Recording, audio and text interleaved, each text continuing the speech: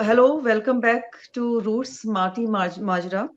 And as we know that this platform, at this platform, we discuss various issues related to the current state of politics and other development in India. Today we have a very eminent guest with us, Professor Asmer Beg. Welcome, Professor Asmer Beg, to this show. Thank you. Uh, Professor Asmer Beg is professor in Department of Political Science in Aligarh Muslim University, and he has keen interest in the electoral studies and electoral politics in India, and his work ranges from various aspects of this subject. And he's also uh, has worked extensively in Muslims in India and vis-a-vis political electoral structure of Muslim community. And if I may say here, uh, his doctoral work has been awarded the Best Dissertation Prize by American Studies Research Center. Welcome, Azma Beg Sahab, to this show. It's a pleasure to be here. Now, I would request Cherian sir to please take on from here. Okay, morning and welcome, sir, again. And we want to start with this question about this whole build-up which you saw and which is continuing about the new Ram Mandir. Nobody is against any mandir anywhere, but when the system, when the government and the politics, makes it a kind of such a campaign, what is the message it conveys to other communities, especially people, there was a structure there. They say it's disputed, but Babri Masjid was a reality there. In that place, it has come out. And when it is celebrated with such fever and campaign, what is the message which it sends out as an academic and also somebody who's born in a community, and working in AMU? Cherian Saab, I think it's an important issue which we need to address in the present times because, religion is something very personal, very private, and it is something, for which we all have freedom. So, celebrating something or rather practicing a certain thing, all these things were always there. It has always been there, and we Indians have always been very demonstrative in our religiosity. We celebrate things fine. But the problem arises the moment political parties try to enter that arena, maybe for certain electoral benefits, because then religion gets politicized, which is a very dangerous area. Of course, one can understand that political parties might think that there are easy, rather low hanging fruits there, so we can benefit out of it, but that creates, rather that disturbs the social amity in the society, and that creates grounds for further divisions in the society, and that is something which should have been avoided and which should be avoided in future as well. But do you think that do you think that January 22nd, whatever has happened, is leading to that kind of situation? That could lead to that kind of a situation because political parties, political leaders, constitutional authorities should better avoid, involving themselves with these religious functions of any religion, whatsoever. Of course, one would have one's faith, and that is, you are allowed to do that. But in one's constitutional position, if one starts associating with any religious activity in full public glare, that is something which is not something which is good in a secular country like India, and that has never been there. Of Okay. course, political leaders and other people associated with different positions in the country might be having their religious affiliations. They do have, they've always had, and they have been visiting, religious places. But the way the whole event and a build up to the event was politicized was something that could have been better avoided. So, as a political scientist, you think that the way India is approaching politics is drastically changing now? Of course, the political discourse in India which was always there around the center of the ideological divide, has very significantly shifted to the right. And when that happens, of course, people who are on the margins feel a bit ignored, feel a bit rather marginalized, and they are a bit apprehensive about things which are happening in the society. And that is something which is not good for a pluralistic, multi-religious, multicultural country like India. Another question is, Minnie. Yeah.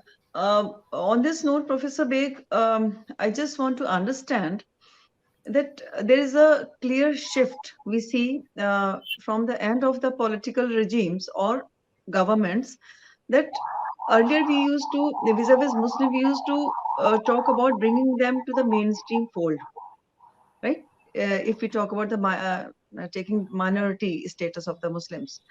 But now we see whatever is happening is further pushing them on the margins. So how do we understand this shift?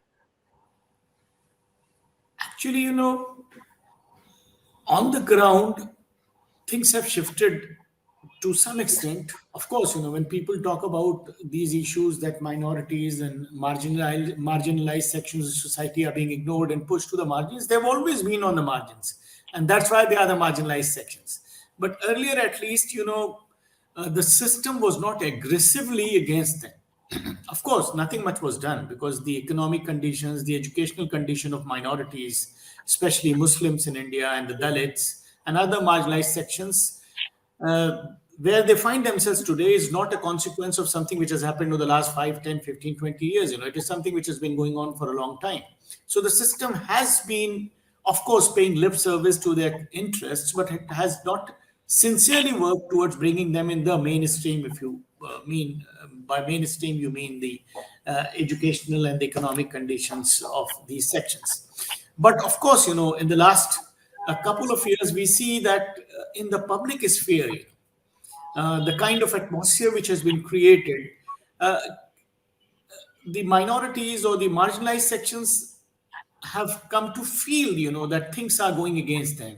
So that is that atmosphere, which has been created. Of course, on the ground, things were not very good earlier as well. But at the psychological level, in the public sphere, you see, how the public symbols of minorities or marginalized sections are being rather ostracized. They are being put on the margins. They are being put on the defensive. And there is an atmosphere which is being created, of course, for certain political ends, which is something which is not desirable in a country like ours, because we have seen better days early, rather. Yeah, Professor Beg, that leads to another question because we are in an election year, 2000. In another 3 months we are facing a general election for the of Lok Lok Sabha. Sabha. You think that this uncertainty, how will it play in that election process? Because there is a party which actively pushes minorities, and though they work very specifically on the minorities, they seldom give a minority member of their own party to contest, Lok Sabha elections. That has been the trend. So how is it going to play out in terms of elections on the ground? You see, in the electoral arena, if you talk about, say, Muslims particularly, Muslims have been invisibilized in the political arena. And that is not only because of one single political party. Of course, that one single political party has been able to shift the discourse towards the right, and the other parties have very obediently followed them. So today, whenever an election happens, either the state election, which recently we saw elections in a few states in India, and or the general election, what to talk of Muslims, no political party would have the courage or the temerity or of even uttering the word secular. So that is what has happened in India. So it's not that only one political party is to be blamed, but others have followed suit. So parties which claim to be secular, only maybe sometimes on paper, would not even utter the word secular. They would not even rather talk about secularism, what to talk about, minorities or other marginalized sections. So that is something, which is a cause of grave concern in a country like India, where such constitutional principles, which are rather inalienable parts of our constitution, of our national life, have been have become, such concepts which people rather even don't dare to touch. So that is something which is a cause of great concern for people like you and me, who are ordinary citizens of this country. So to be specific, there are about 60 Lok Sabha seats which has a minority population, the Muslim population of more than 30%, and about 95 total 95 last when some of us counted, with minority population of over about 20%. That's a huge electoral chunk, and the number in 545 number Lok Sabha, they can make or break, the winner. So my whole question is, do you think this kind of atmosphere can play out in this, let's say, 95 constituencies, people voting to save their position, secular identity in India? You see, there are a lot of myths, in our society where people, even political parties and even political commentators, would try to understand Muslim vote as something as a monolith. Muslims are like any other community in India. For example, the majority community is the Hindus. So if you say Hindus, it doesn't mean that all Hindus are one. They vote on different lines, maybe on caste lines, on regional lines. So many factors are there. We have done a lot of surveys, election surveys in the country, and we have found that Muslims have the same concerns as other communities. So they also not vote as a monolith like any other community would not. So their votes also get divided like any other community's votes do. So therefore, when we make an analysis that Muslims are, say, 35% in this particular constituency, it doesn't mean that anybody whom those people are going to support, they would get 35% of the votes. It's not like that. So substantial numbers could support A and substantial numbers could support B, and so on, like in any other religious group. So that nullifies, that the assumption that Muslims are, that kind of a block when they are voting. The other important thing is that in any constituency, for example, in the state of UP, I can tell you very clearly because I work on UP. In UP, in all the constituencies wherever Muslims would be in a significant number, what would happen is that political parties which claim to be secular, they would all come up with a Muslim candidate usually. So the Samajwadi Party will field a Muslim, the BJP, the BSP will field a Muslim, the Congress will field a Muslim, or maybe some others would be there, and a lot of independent Muslims will also be there. So assuming that all Muslims vote for Muslims, there are so many options here. So their votes get divided. And on the other hand, the BJP would come with the argument that, of course, you see, Muslims are all united, so the majority community should also unite. So you all come to vote for us. So what happens? That even if minority vote consolidation does not actually happen because there is no one minority candidate, but majority vote consolidation happens. And therefore, consequently, they are able to get in more votes than they would have otherwise got. And of course, a candidate who is not a Muslim would win. So if you make a study of all those constituencies in UP where Muslims are in a majority, there necessarily a BJP candidate is going to win. Otherwise, also they win, fine. But here they would necessarily win. So yeah, I'm told Asmer is the best example where about 40. Yes, of course. The chief minister openly said that we don't need Muslim votes. Yeah, Yes. this is a very significant statement, Cherin sir. If you also agree with me, like when Beg Saab says that Muslim vote we see as a monolith, that they also are divided on variant. They also think what other communities think, and this myth is important, Beg Saab, to be busted. That a Muslim candidate Muslim should be fielded for the Muslim majority population, and vice versa, or Hindu majority population. So how it can be done? Because this is very important statement coming from you. Yes. Because what happens, that it is something which is to the benefit of certain political parties. So when the BJP would argue that all Muslims are voting for Muslims, that by implication would mean that Hindus should vote for the BJP.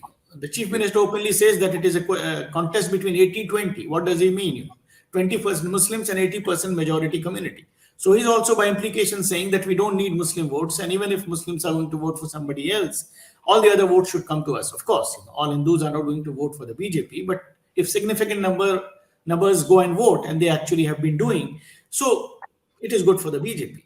So therefore, wherever you have significant number of Muslims, the possibility of anybody else winning as receipts at the operational level. Whereas ordinarily people would assume that in a constituency where Muslims are in large numbers, maybe a Muslim candidate might win, or maybe some party which aims to be sympathetic to Muslim interests is going to win, but that actually does not happen on the ground. So you have all the So- statistics of elections to prove that.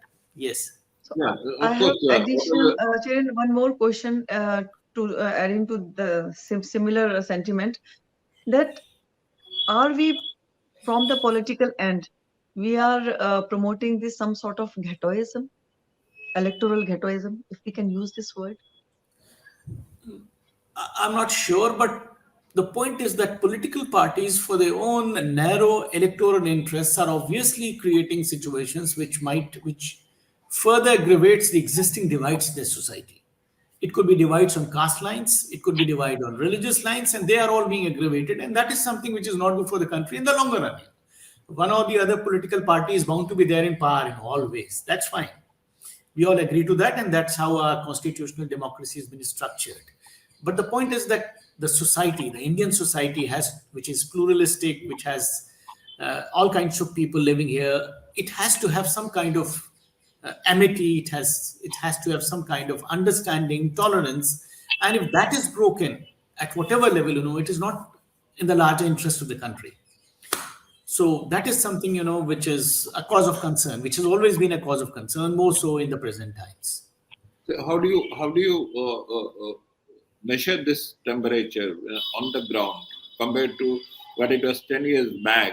Or is it aggravated, this situation of the divide? I think, there is an ebb and flow, but generally, it has been aggravated. But the point is that pain is something which you feel. If there is some pain in your body today, and there was some pain 10 years back, so you've forgotten that pain. Maybe that pain was more severe as compared to the pain which you're feeling today, but the pain now is more pressing. You feel that this is the harshest pain I have ever felt. So we tend to forget things. Our memory is short, but there have been points of history in our history where things were quite bad, in the past as well. So it's not like that, but today we are more concerned with the present times and the future, of course. So it is something, which is a cause of great concern. And when, different political parties would fan these kinds of rather divisions and these kinds of animosities, that is going to be, rather a cause of concern for the future, of course. Okay, sir.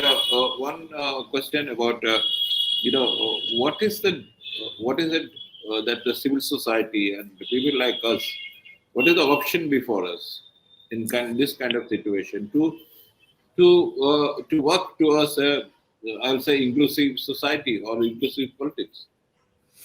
I think, that is the easiest but the most difficult question, which anybody could come up with. And we are all confronted with that. But to my mind, the most important thing is for individuals like you and me, who claim to be educated people, is to understand things from the perspective of real politics. You see, there are primarily two kinds of issues which confront us. One is the real issues which are globally uniform: food, health, housing, electricity, all the kinds of material needs which people everywhere in the world need.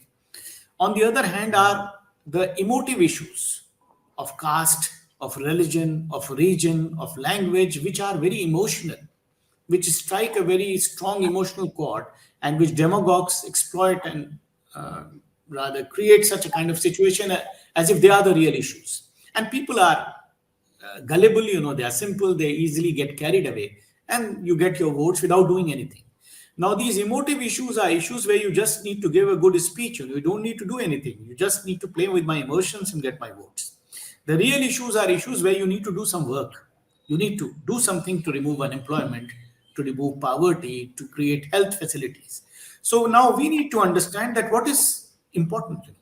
If real issues are important, we need to emphasize on these issues and press these issues. For example, if you are in the media or I'm a teacher, we need to always talk about these real issues. That who are the people who are actually talking about them? And we need to force the political parties to leave these issues and come to these issues. Because emotional issues are very tempting for political parties. They don't need to do anything. Here, you need to perform. So we need to push them from there, that leave this field, come here and talk about real issues. So if we keep upon emphasizing this, maybe in times to come, people in our country would understand that what are their real issues. If somebody is actually talking about their real issues, doing something about them, about those issues, you go and vote for them, whichever political party is it. And nobody is good, nobody is bad. We only want your performance, If you hire a driver, you are not concerned about his caste or religion. If he is good, he comes in time, he does your work, he's good, you keep him for your life, for all your life. So the point here is that we need performing political parties. We don't need political leaders and political parties who are good speakers, who give us good speeches, who talk about emotive issues and create discord in the society. So we need to set the agenda. If we leave it to them, they'll set the agenda which is to their liking. Of course, it is difficult, but we can make our efforts in our own small ways. Yeah, sir, in the new situation where civil society, the NGOs, their influence over the setting this agenda is going down, and it is the market forces which are doing, like the George Soros, openly says from years that we want, we are working for a change in India. So that kind of situation happens. What are the options? Because even the civil society and people like us can only keep hoping for things to happen, because there are big money at work. Of course, that those forces are irresistible, very powerful, very strong, overpowering. But what we can do is we have to work from the grassroots. Anywhere in the world, real democratization has only happened from the grassroots. People, civil society organizations, civil society movements, NGOs, small groups of people, because it is our interest. Of course, we are fighting against those big, powerful interests, who have all the money and the muscle and the power. But it is our interest. It is our country. It is our society. So we have to be concerned. But we should not lose heart. Because if we give up, it's an open field for them. That's what they want. They want to intimidate us. They want to frighten us. But I feel that truth is on our side. So eventually, we are going to overpower them. And that has happened in many countries of the world, where people's movements, civil society movements, groups of people who are working for the society, for the country, for the values for which the Constitution stands, they have worked and they have been quite successful. So that is, I feel, we need to have faith in these things. We need to reaffirm our faith in these values and work for them. Okay. So we still have much to look forward to. Of course, yes. And You can yes, never lose because heart. this is a beautiful thing coming from you when you say that this is our need as a people. We Of need course. it. We need this democracy and democratization, and this will definitely be reinstated from our end. Professor Definitely. Cherian sir, any just No, it's last wonderful take from talking your side? to Thank you. people who are optimists. Even in what we think in Delhi is very hard and very black, gloomy days. In terms of uh, climate and as well as political climate, it's very refreshing to hear from you such optimistic and very very balanced viewpoint. Thank you, sir, very much for Thank you, your Cherian. time. And we will continue occasionally dip into your optimism and see how we can spread this optimism across the country. Thank you Thanks very for much. having me. Thank you. Thank Thanks you a lot. so much, Beck sir. Thank you, Cherian sir.